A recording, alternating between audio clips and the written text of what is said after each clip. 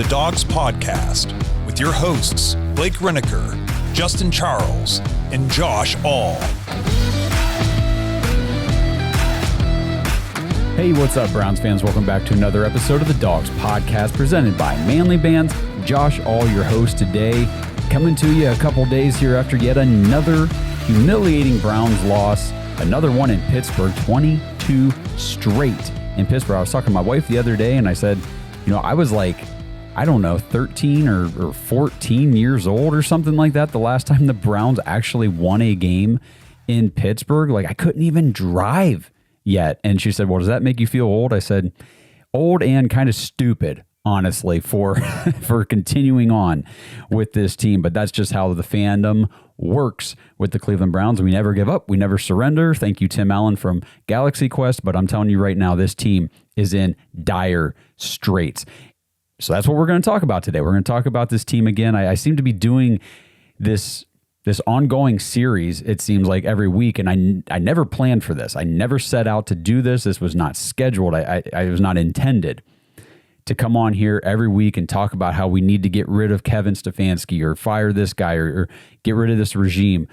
But that's just kind of what it has turned into. But I feel like I've beat the Kevin Stefanski horse to complete pulp. Like, it's dead. And, Blake and I argue about it every week. So we don't need to really talk too much about that today. Today, I think we need to take a deeper dive behind the scenes into what could possibly be the major issue with the Browns. And this does go to Kevin and AB and everything. But, Blake said something the other night on the show that got me thinking. He mentioned root causes. Well, something about root causes of why the team is so bad. And I think it's maybe a different direction than what he was talking about. And it's a direction that I've done episodes on before. I've talked about this before in the past. I feel like I do this at least once every season. And I'm going to talk about Paul DePodesta today, mainly. So we're going to dive into the architect of destruction for this Cleveland Browns organization and the roster that this current regime inherited in 2020 and what they have done to it since then. It's crazy when you go back and you actually look at all of this. So we're going to go through all of that stuff. We got Mike Tomlin's comments, which really kicked off this whole thing. I'll talk about that too here in a second, and a voicemail to dive into next. But before I do, make sure you guys go to jointhedawgs.com to become an official Dog Pack member on the Patreon page. If you want to sync it up with the private Discord, you can actually get on the Dog Pack Live or Dog Pack Discord live shows. We do the preview every Thursday afternoon at 3 p.m. Eastern. So get in there. You can come up on stage. It's like a live radio show. You can call in, essentially, is what it's like. You can talk to us. You can ask questions. You can give your perspective on the Browns, whatever you want to do. It's the preview for the upcoming game, but the show really revolves around you guys. Again, this is a podcast for the fans, by the fans. You're the fans. We're the fans. Let's do this thing because we are all in this together. All right, so before I go into Mike Tomlin's comments and all of that stuff, I need to play this voicemail that was sent in the other day from Kurt. Hey guys, Kurt from Jersey, Cleveland Browns fan since 1988, so I've seen some things. I just started listening to you guys around the draft. But what I want to say is we knew the offense was going to be dog shit this year. You guys knew it. Everyone knew it. The big surprise this year is how bad our defense is. You keep saying that it's the number one defense. It's not. It's just not. It's horrible. I can't even imagine. I don't have the stats in front of me, but I can't imagine this is the top 10 defense this year. The amount of points this team has given up is ridiculous. And I know one of you guys is in real estate, and if you walked into a house this bad, what would you say? You would say, gut it. Gut it from the top to the bottom. And unfortunately, I hate to say it, but that's what's got to happen. This team's got to be gutted. I'm talking Myles Garrett. I'm talking everybody's got to go, except for this class of rookies. Leave the class of rookies alone, but everybody else, get the fuck out of town. Sorry for swearing. Later, guys. You are forgiven for swearing, but again, Browns fan, swearing is acceptable. Sometimes absolutely necessary. Totally get it. So here's what I'll say about the defense. And we've harped on the defense on the show. Blake has really harped on them the last couple weeks. I mean, there's no denying, yes, they gave up a game-winning touchdown drive to Carson Wentz, 3 backup linemen, all that kind of stuff. In London, they got gashed and just pretty much manhandled by the Steelers over in Pittsburgh. And then the week before all of that, they got totally embarrassed by the Lions in Detroit. If you go back to what I said last week about the defense, on the preview show, I think it was, I posted this on Twitter and Facebook and everything. The defense, when we're saying number one defense, they were. They were. If you've heard us talk about the Browns defense as the number one defense in the league, elite defense, all that stuff, they were. That was factual. That was a true statement after 3 weeks of the NFL season. Because if you think about it, I said, this defense is elite at home in Cleveland. On the road, no, they're not. And that's exactly how it was in 2023. We had that historic defense. The caveat, at home, not on the road. And the last 3 weeks, almost a full month now, we've watched this team, this defense, on the road. We were in Detroit, we were in London, and then we were in Pittsburgh. So that is why the defense that the recency bias, the most familiar, thing that we have with this defense is them not playing very well. They have been on the road. Go all the way back to the last time they played at home. The only game this season they managed to win was because the defense at home against Green Bay was elite. The defense at home, week 1 against the Bengals, was elite. Should have won that game. Over in Baltimore, not quite so elite. Baltimore was aided heavily by our offense and just how inept we are on that side of the ball. But still, you still have to score, and our defense still let them. So there are things to consider there with the defense. We'll see how true this whole, and I'm not saying it's not true because the stats show that they are very good at home, not very good on the road. We'll see if the trend holds true this week because we are back home. We are against a lesser opponent in the Miami Dolphins. Like the teams we've played so far this year really are better than them. So let's see how this defense looks against Tua, against this Dolphins, offense and everything. The Dolphins have only scored less than 20 points one time this year. They're 1-5, but 4 out of their 5 games, they have scored over 20 points. I think 3 of those games they were at 27, almost 30 points. So it'll be interesting to see how it goes. We'll talk about the Dolphins matchup on Thursday. Thank you, Kurt, for the voicemail. I appreciate hearing from everybody. I love hearing from new people that call in that they've wanted to before and they never have. If you want to call in, leave a voicemail and have us talk about it on the show. It's it's thedawgspodcast.com. There's a leave voicemail option in the drop-down menu. Just click that, record your message. You can listen to it back if you don't like how it sounds or you messed up or whatever. Just erase it, record a new one, and send that one. Like it's very easy to do. So thedawgspodcast.com, leave voicemail if you want to get your thoughts and opinions and stuff on the show. So a couple notes to discuss here. Obviously, we saw yesterday the Titans fired head coach Brian Callahan after going 4-19 in the last 2 seasons, which, by the way, is the same record as Kevin Stefanski with the Browns in the same time frame. The big news out of this, though, his dad, Bill Callahan, the O-line coach who used to be the Browns O-line coach, has also left the team after his son was fired. So, a lot of speculation online. Could the Browns bring back Bill Callahan to be the offensive line coach again for the Browns? I don't know how all of that works. To name him the actual O-line coach, you'd have to fire Mike Bloomgren. I don't know if that's something the Browns are even thinking about doing or would want to do or anything like that. Could they bring him in as like an offensive line consultant role? Of course, they could do stuff like that or however they want to assign him to the staff. Does Bill Callahan even want to come back to Cleveland? I don't know why he would. I don't know if he could actually fix this offensive line mess that we have found ourselves in. Again, we have these aging linemen. In my opinion, we have a very poor offensive scheme that doesn't set anybody up for success whatsoever. In my opinion, not everybody's, but that's just the way I see it.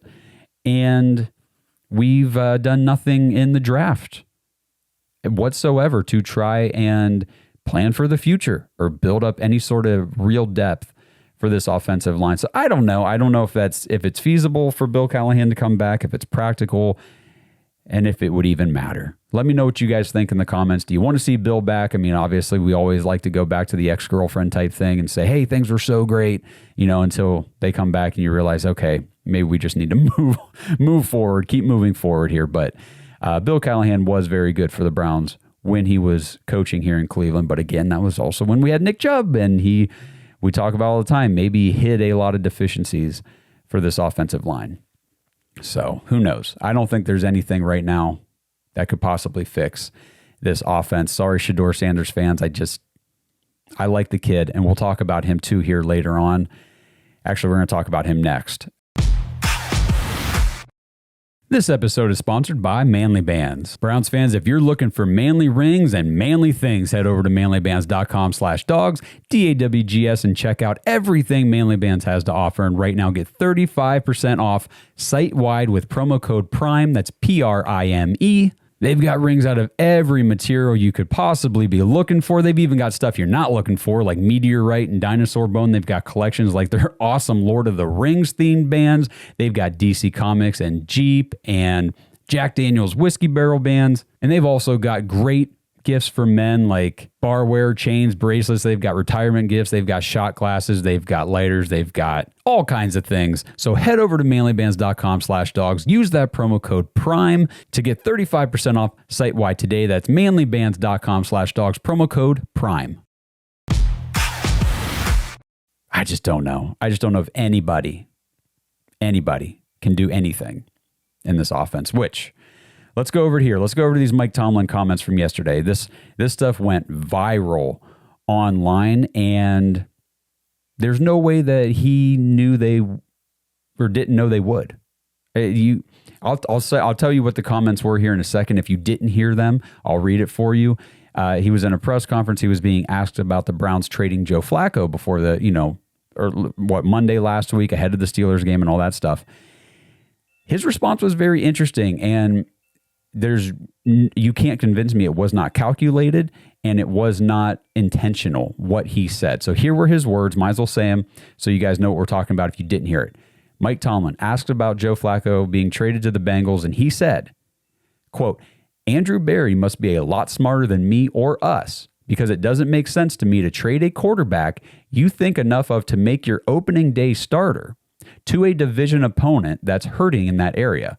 But that's just my personal feeling. Now,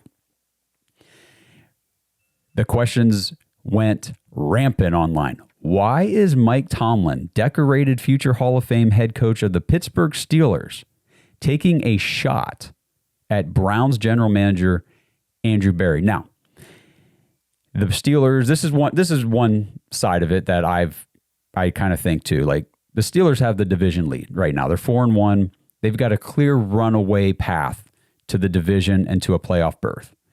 The Ravens are not going to, Aaron Butler. It ain't happening, brother. Ravens are not going to the playoffs. As long as you're starting Cooper Rush on the offensive side of the ball paired with the league worst defense. You guys suck on defense, by the way, Ravens. You suck. Browns fan talking about sucking. I know, it's hilarious, but you do. You're not going to the playoffs. You're not going to win enough games. Your record is going to be bad enough by the time Lamar Jackson gets back on the field. You're out of this thing. You're going to be out of this thing. Even with Lamar, you're going to play enough good teams down the stretch that defense is going to cost you games. You're not going to the playoffs. The Bengals, on the other hand, well, I don't think they're going to the playoffs either. They're a little closer. They're like a game ahead or whatever in the division, and maybe Mike Tomlin was a little salty that the Browns sent obviously Joe Flacco is not great, but hey, I'm sorry.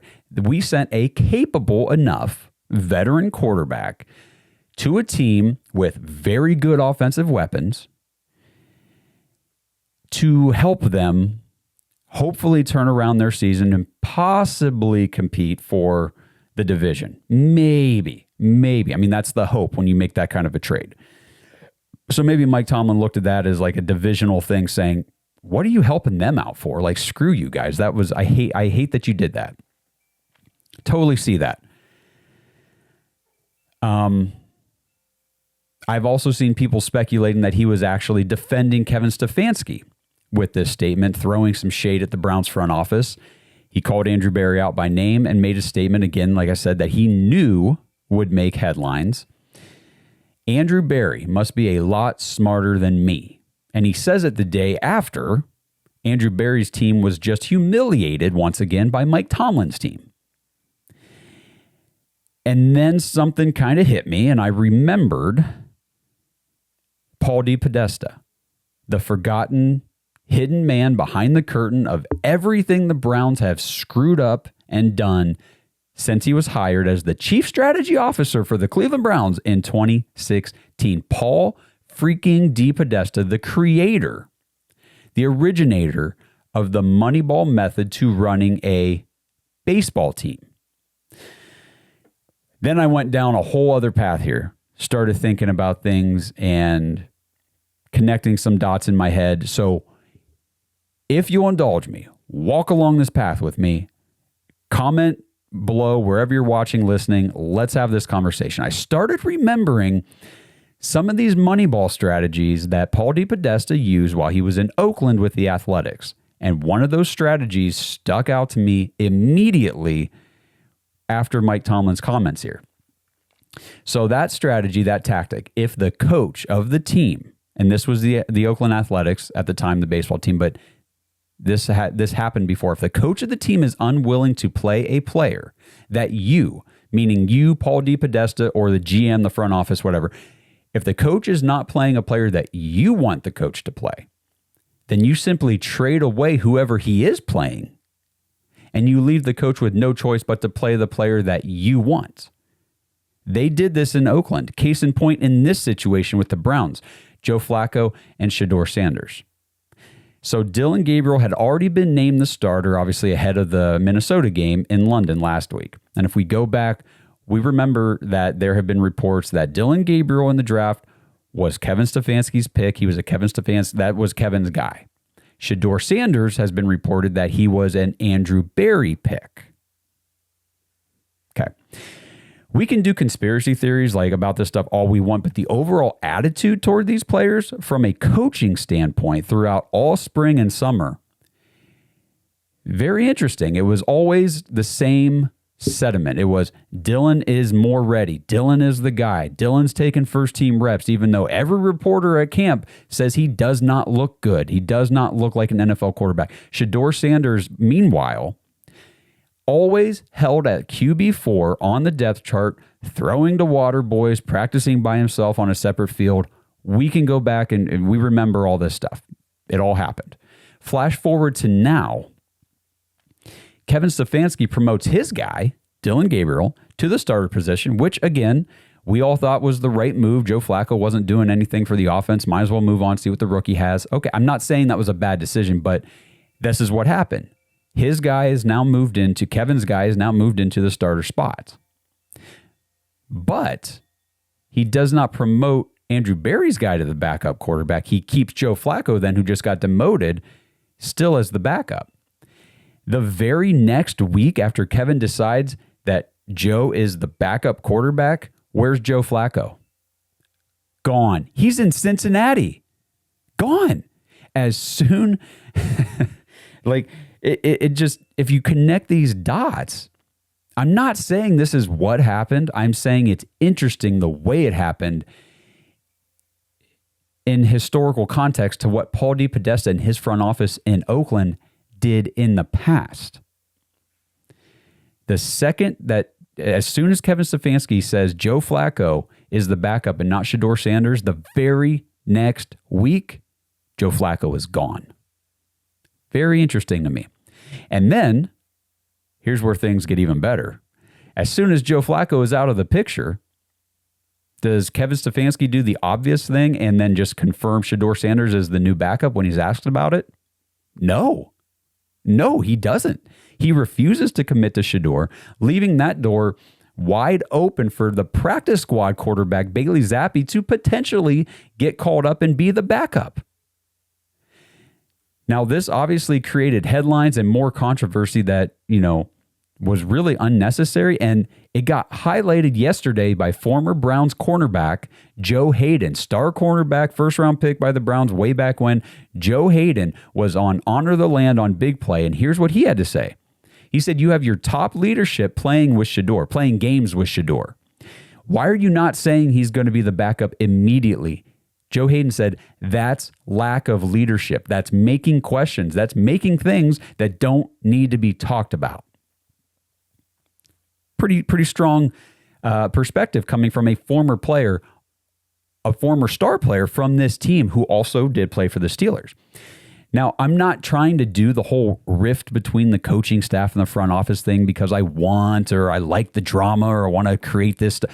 That's not what I'm doing. If you guys watch this show, you know that I hate this freaking drama. I just want a team that is capable of winning football games.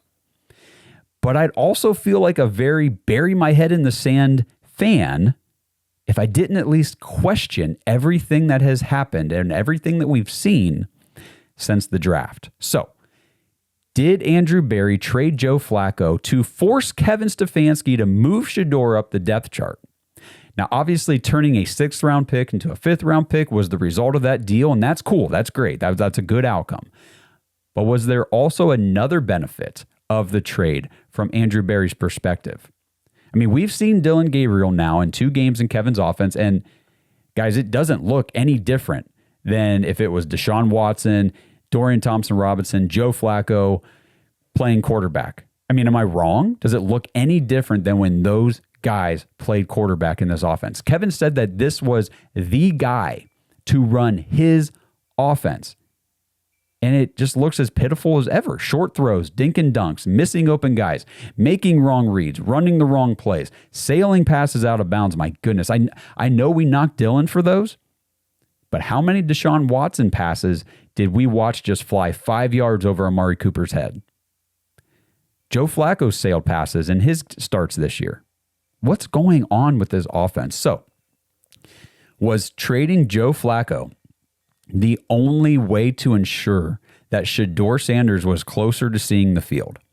And was Kevin's refusal to commit to Sanders initially as the QB2 his way of showing some defiance toward Andrew Berry and that trade?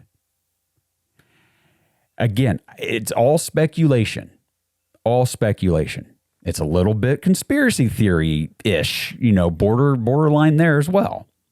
But got to ask the questions.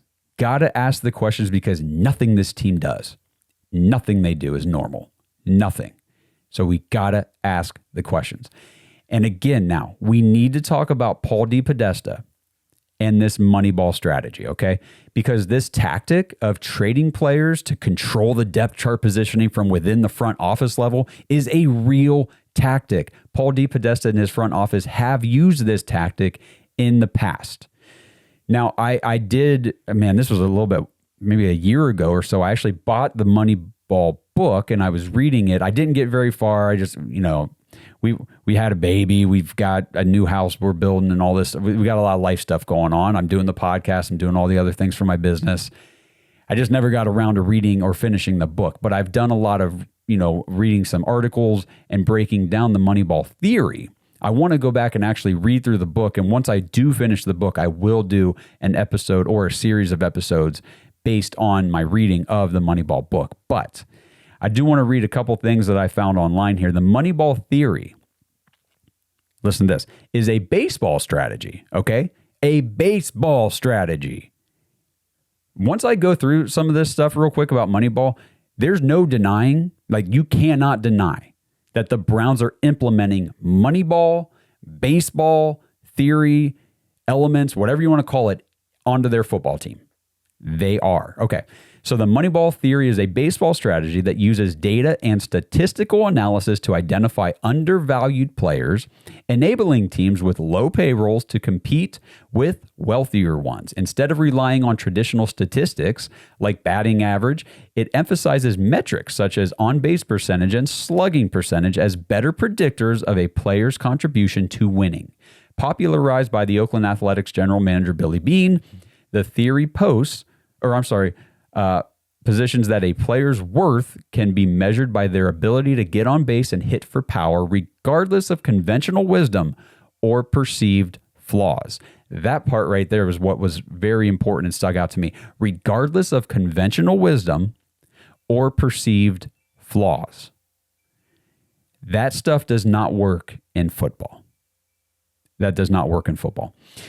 Another thing that I wanted to read verbatim here. The idea behind Moneyball was that Paul DePodesta devised a method to find and make use of undervalued players based on statistical variables that had largely been ignored earlier. His goal was to create a framework which would increase the likelihood of the Oakland A's making it to the playoffs. He began by stating the somewhat intuitive claim that the probability of any team making it to the playoffs depended on the number of games they won in their regular season. Wow, Ivy League education put to good use. Hence, in order to make it to the playoffs, he had to devise a method to not only discover how many games the team needed to get to that point, but also to find the optimal team structure that would give the Oakland A's just enough wins to make it through. Just enough wins to make it through. The philosophy of Moneyball is to get by with as little as you can to do just enough to make it into the playoffs, to win just enough to make it to the postseason. That doesn't work in football. First of all, the theory is flawed. You cannot have, to get into the playoffs in the NFL, you've got to be good. Very rarely can you just luck your way, or I shouldn't even say luck. Can you do the minimum and get yourself in there? And even if you do, you're done. You will be a first round exit because you're not going to be good enough to compete with everybody else that's in there. This episode is sponsored by Southern New Hampshire University. Browns fans, do you ever feel stuck in your current job? Like if you just had a different degree or some more education in a certain area, you could do something you really want to do. Well, Southern New Hampshire University has the answers for you. Head over to snhu.edu/bark to learn how you can get started on your new career today. SNHU is one of the largest online accredited universities in the United States, and it's radically affordable. Their online tuition rates are some of the lowest in the nation. So seriously, what are you waiting for? Head over to snhu.edu/bark to learn how you can get started on your degree for your new career, 100% online and 100% on your time. snhu.edu/bark. Here are the core principles of the Moneyball theory. Number one, data over instinct. Boom. Where are the alarm bells now, guys? Think of this right here is what the Browns do. This is what the Browns do. Data over instinct. We talk all the time. We need football guys. We need people who can evaluate football talent. Can the guys play football? All this and that. No, this is now data over instinct. Replacing traditional scouting methods. Seriously, if I had alarm bell sound effect right now available real quick, I'd be smashing the hell out of that thing. Replacing traditional scouting methods and gut feelings with advanced statistical analysis and quantitative data. That's what the Browns do. They've replaced traditional scouting methods and gut feelings. Like, I just got a gut feeling this guy can play football. Nope, forget all that nonsense. We're going to use advanced statistical analysis and quantitative data. Great job. It's working not well at all. Number two, core principle of Moneyball theory, identifying undervalued assets. Again, this is what the Browns try to do all the time, focusing on metrics that are not widely considered, but have a significant correlation with desired outcomes such as on-base percentage in baseball. Well, I don't know what those metrics are in football, but it doesn't work. It doesn't work. Number three here, strategic decision-making, using data to pinpoint areas of strength and weakness, allowing for more efficient allocation of resources and building a stronger team. This is where the Deshaun Watson trade and contract comes into play, the strategic decision-making. We can do this. We can give up 3 first-round picks. We can allocate this large portion of our salary cap each year to Deshaun Watson because we can get the same level of production at these other positions from finding our hidden gems. We don't need a first-round wide receiver. We can get a wide receiver that can do the same thing as a first-round wide receiver. We can get that guy in the third round. Well, no, you can't. Or at least if you were good at drafting, yeah, you could have gotten your Amon-Ra St. Brown or your Puka Nacua, but you guys suck at talent evaluation, and you draft Anthony Schwartz and David Bell. So it does not work in football. Again, the de-emphasis on traditional scouting practices was the freaking alarm bell just going crazy in my head. Higher emphasis on deeper metrics for players in specific areas rather than scouting based on the player's size or overall athletic ability or capabilities on the field. That's why you get an Anthony Schwartz who can run freaking fast on a track but can't do anything on a football field. That's why that happens. That is exactly why that happens. The problem with Moneyball, I've said it over and over, and I'll say it again, it does not work in football. It can't. And here's why. Moneyball focuses on individual metrics that help predict a player's success. Yeah, that's actually pretty easy to do in baseball. Baseball is a largely individual sport. Think about it. Baseball is a team sport comprised of no less than 27 individual matchups that each take place on their own. Isolated individual matchups. That is how the game is played. Your team gets 27 outs before the game is over. Every matchup is an individual performance between one of your hitters and the other team's pitcher. That's the game of baseball. It is a team sport with all individual performances. Football is nowhere close to baseball. Football is the ultimate team sport. We say it all the time. It is comprised, unlike baseball, football is comprised of 11 individual assignments all taking place simultaneously at the same exact time. You have 11 players on the field at once, and if one player screws up their assignment, the play fails. Like 90% of the time, the entire play will fail if just one player screws up. Now, what if you got 2 or 3 players screwing up? And all 11 players in football can't actually do their jobs and do their assignments correctly. And then a wide receiver drops a pass. Play failed. The running back didn't see the lane. Play failed. The quarterback made the wrong read. Play failed. It is such a game of nuance that you cannot base your entire team building structure on individual metrics alone. It will not work. You cannot Moneyball your way to success in football. It sure as hell not in the NFL. But damn it, the Browns have fully committed to Paul DePodesta and creating or trying to create a Moneyball strategy that can work in the NFL. Except, like I said, it's impossible. It can't be done. And that's why we can fire Kevin, which I think we need to. We can fire the front office, which I think we need to. But nothing is going to change until Paul DePodesta is far away from this football team. And I don't just mean distance in miles, because this loser is already 2,400 miles away from Cleveland in San Diego. I need him fired and no longer associated in any way, shape, or form with the Browns.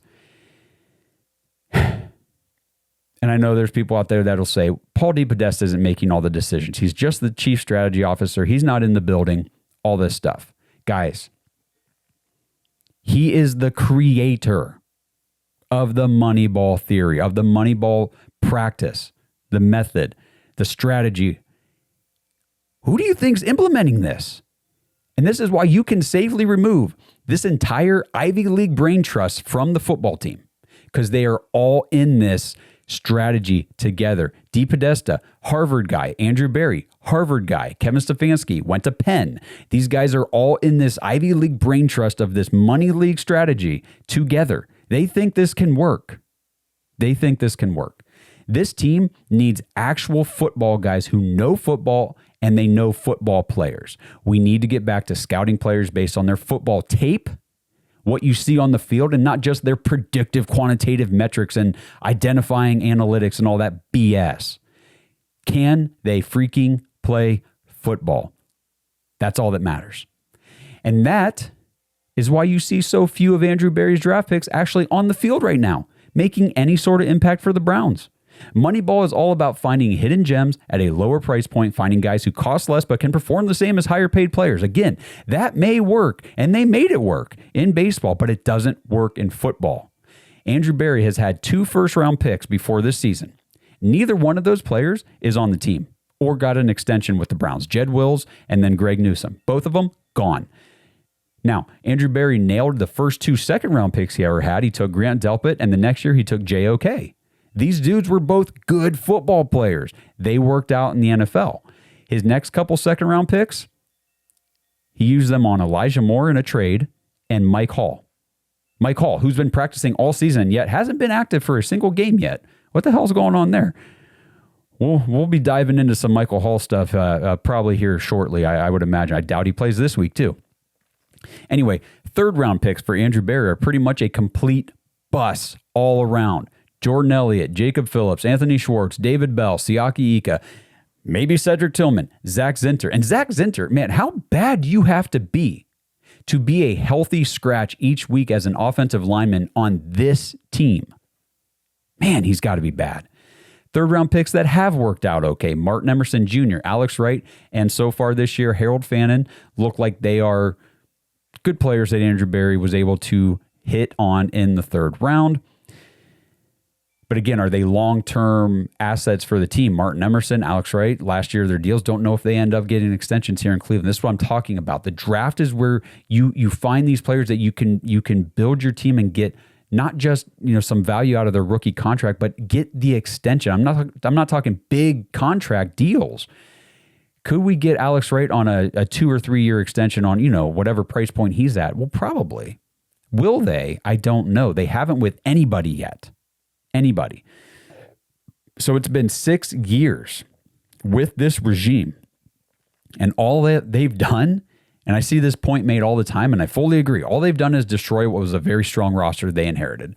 The list: Baker Mayfield, Nick Chubb, Kareem Hunt, Jarvis Landry, Odell Beckham, David Njoku, Joel Bitonio, Wyatt Teller, J.C. Treader, Myles Garrett, Olivier Vernon, Denzel Ward, Greedy Williams, Christian Kirksey, Joe Schobert, Sione Takitaki. That was the core of your team that you came in here, and this is what was handed to you. And they could not win with that team. Not only could they not win with that team, they dismantled that team. And they've replaced that team with nothing. Just nothing. I just want to go through some of these real quick before I'm going to wrap this up. I don't want to continue to harp on this. Berry's 2021 draft, after he took Greg Newsome and JOK, was Anthony Schwartz, James Hudson, Tommy Togiai, Tony Fields, Richard LeCount, Demetric Felton. None of those guys are on the team anymore. 2022, after Martin Emerson and Alex Wright, he went David Bell, Perrion Winfrey, Cade York, Jerome Ford, Michael Woods, Isaiah Thomas, Dawson Deaton. Why even accumulate extra draft picks each year at all if this is who you're going to use it on? None of those guys are helping the team right now. 2023, just 2 years ago, we should still have players doing things on the field from 2023, right? Cedric Tillman, not on the field. Siaki Ika, DeJuan Jones, not on the field. Again, Isaiah McGuire, okay, seems like maybe a decent pick. DTR, Cam Mitchell, Luke Whippler, none of these guys are helping us on the field. 2024, surely we have players, some players from just last year who are helping us on the field now, right? No, none, not a single one. Michael Hall, Zach Zinter, Jamari Thrash, Buki Watson, Miles Harden, Jawan Briggs, none of them are helping the team on the field right now, just a year later. And then we come to this year, 2025. Obviously, it starts with Mason Graham, and I know we crowned this guy after like 1 or 2 weeks, but the interior of our defensive line has been getting gashed recently. This Mason Graham, I don't know about you guys, I feel like he's nowhere to be found. I forget that he's even out there. Defensive tackle, I understand, is more difficult to transition to the NFL, but at the same time, Andrew Berry said you were a top 5 pick. I need more out of you as a top 5 pick than what we are getting currently. Carson Schlesinger looks like a perennial Pro Bowler. He was an obvious one. He is a football player. I expected this dude to be great. Quinshon Judkins. It didn't take any genius to draft Quinshon Judkins. We watched him at Ohio State. We followed his career at Ole Miss. We knew this guy was a good football player. Harold Fannin Jr. is a good football player. He just needs the suck removed from his team because he is currently infected by the suck. can't catch the ball, which is a problem he did not have in college. As soon as he gets to Cleveland, all of a sudden, can't catch. Is it a Fannin thing or is it a culture thing? I'll let you guys decide on that one. How about Dylan Gabriel, the next pick from 2025 here? He's gotten 2 starts. I get it. Got to give him time. Can't make a judgment after just 2 games. Yada, yada, yada, guys. We probably look back on this in a year or 2 and say, yeah, that was a wasted pick. That's just the most likely outcome. How about Dylan Sampson? I don't know. The kid had a huge first game and has been a complete non-factor in the offense ever since then. We like the talent, but again, football's a team sport with no isolated individual performances. We need more. And the last pick of AB's tenure so far was Shedeur Sanders. So we will see. We have the hope. We have the hype. He's the only one with the potential to be the guy at quarterback for the Browns.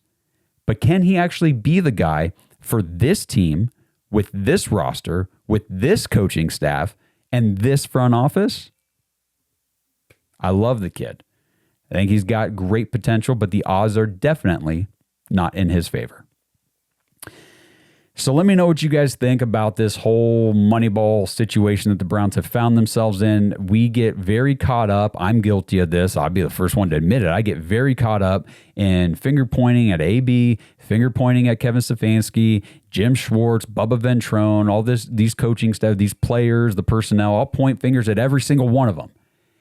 And I keep forgetting about Paul DePodesta in the background doing his little analytical things out there with his Harvard education in San Diego. Screw you, man. I'm sick and tired of Paul DePodesta. Get him out of here. He doesn't need to be associated with this team anymore. And that's why everybody involved in this Moneyball strategy has got to go. Clean it out. Gut it. Get rid of it. Going back to what Kurt said, I know he was talking about the roster, gutting the roster, but you need to gut this freaking organization from this Moneyball infection that is just keep it in baseball. You devised a strategy that had success in baseball. Keep it there. This is not the same sport. And I'm sick and tired of having to do episodes and talk about Paul DePodesta and how he screwed up this team since 2016. Okay? He was the architect of 1-31. And Hugh Jackson and that roster was just the executioner. They executed the 1-31 plan. Paul DePodesta is now the architect of what is 4-21. 4-21 over the last 25 games. And Kevin Stefanski, Andrew Berry, these guys are just executing that plan. They are the motion people. Let's put this plan, this losing plan into place. Try to accumulate picks, and we'll try to find hidden gems based on our predictive, quantitative, analytics, and we'll build a rocket ship and go to space. You guys are freaking idiots. Freaking idiots. But you guys watching the show, I love you guys. So thank you for tuning in. You guys are the best. Let me know in the comments. Are you guys tired of hearing me talk about getting rid of the front office and this regime and the coaching staff and stuff? Do you just want me to go back to talking stats for the team from the previous game, which is what I used to do on Tuesdays? It just has morphed into much more this year. Either way, I love doing the show for you guys. I love everybody tuning in. Agree with me, disagree with me. I don't care. Let me know what you think in the comments. Again, I just can't. There's too many comments between, all the social medias, YouTube, Facebook, Instagram, Twitter, everything, TikTok. I can't respond to every single comment, but trust me, I go through, I see them, I read them, I bring some of them onto the show. Some of your comments I might not even respond to, but it actually kicks me into putting a show doc together for an entire, topic around your comment. I've done that before. So let me know what you guys think. Drop your voicemails. We'll do the live show in the Discord to preview the Dolphins game on Thursday at 3 p.m. Eastern. So if you want to be part of that, head to jointhedawgs.com, sign up on the Patreon. It's just $5 a month. It's a cup of coffee, essentially, that you donate to us one time a month. It's no big deal, really. But to us, it is. It is a big deal to us, and we appreciate everybody contributing to the podcast, helping us grow, and being a part of this journey. So thank you, guys. We love you. And again, we'll see you on Thursday when we preview the Browns hosting the Miami Dolphins, the clash of 1 and 5. Which head coach might get fired first between Stefanski and Mike McDaniel? We'll see. Or Mike McDaniel, sorry. We'll see how it goes. We'll talk about it Thursday. See you guys in the next one. Thanks for listening to another episode of the Dawgs Podcast. Make sure you subscribe on YouTube and follow us on Twitter at the Dawgs Podcast. Get your thoughts on the show at thedawgspodcast.com.